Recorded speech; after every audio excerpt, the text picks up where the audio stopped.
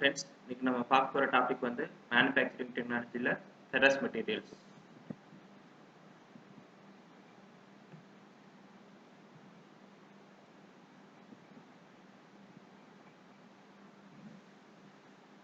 So first ferrous materials என்னன்னு பார்க்கலாம். அதாவது அயன் காம்போசிஷன் ஆட் ஆயிருக்க மெட்டீரியல்ஸ் தான் ferrous materials சொல்லுவோம். ஸோ இப்போ ஒரு மெட்டல் ஆர் அலாய் வந்து நம்ம ரெண்டு கேட்டகரியாக பிரிப்போம், ferrous அண்ட் நான் ferrous. ஸோ ferrousல ரெண்டு வகைப்படும். ஃபர்ஸ்ட் வந்து ஸ்டீல், நெக்ஸ்ட் வந்து காஸ்ட் அயன். கார்பன் பர்சன்டேஜ் வந்து லெஸ் தேன் 2% வரைக்கும் இருக்கிறது எல்லாமே ஸ்டீல். இதே வந்து கிரேட்டர் தேன் 2 அப் டு 6.67% இருந்துச்சுன்னா அது வந்து காஸ்ட் அயன் சொல்லுவாங்க.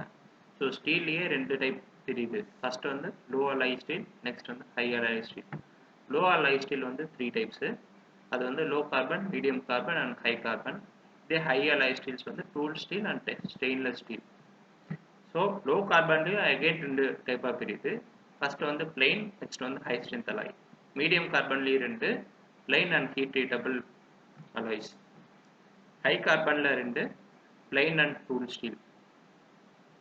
ஸோ கேஸ்ட் அயன் பார்க்கலாம். கேஸ்ட் அயன் வந்து கிரேட்டர் தேன் 2, அதாவது 2லேருந்து 6.67 வரைக்கும் வேரி ஆகும் கேஸ்ட் அயன்.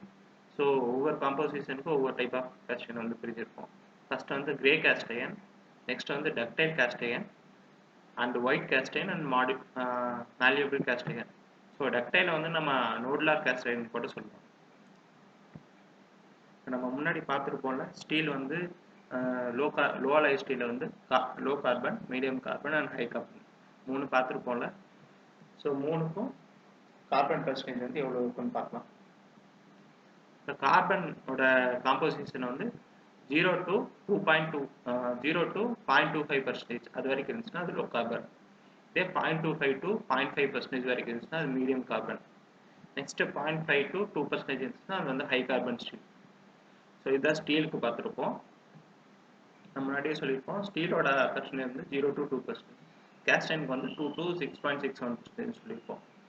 ஸோ இதில் அச்சீவ் ஆகிற, இன்பிட்வீனில் அச்சீவ் ஆகிற ஸ்டீல் தான் யூடெக்டைட் ஸ்டீல்னு சொல்லுவோம். இது வந்து 0.8% கார்பனில் வந்து உங்களுக்கு அச்சீவ் ஆகும். நெக்ஸ்ட் வந்து கேஸ்ட் அயனில் இதுக்கு இன்பிட்வீனில் வரது வந்து 4.3%. இது வந்து யூடெக்டிக் கேஸ்ட் அயன் சொல்லுவோம் இந்த ப்ராடக்டை வந்து. ஸோ இந்த 0.8 பார்த்துருப்போம்ல, ஸோ 0 to 0.8 வரைக்கும் ஒன்று, 0.8 to 2% வரைக்கும் ஒன்று. ஸோ அந்த ரெண்டு வகையாக இதே யூடெக்டாய்ட் ஸ்டீல் வந்து பிரியுது. ஃபஸ்ட்டு 0 to 0.8% ஆஃப் கார்பனுக்கு வந்து ஹைப்போ யூடெக்டாய்ட் ஸ்டீல்னு சொல்லுவோம். நெக்ஸ்ட் 0.8 to 2% ஆஃப் கார்பன் வந்து ஹைப்பர் யூடெக்டாய்ட் ஸ்டீல்னு சொல்லுவோம். இதுலேயும் பார்த்துட்டோம்னா 2 to 4.3% வந்து ஹைப்பர் யூடெக்டிக் கேஸ்ட் அயன் சொல்லுவோம்.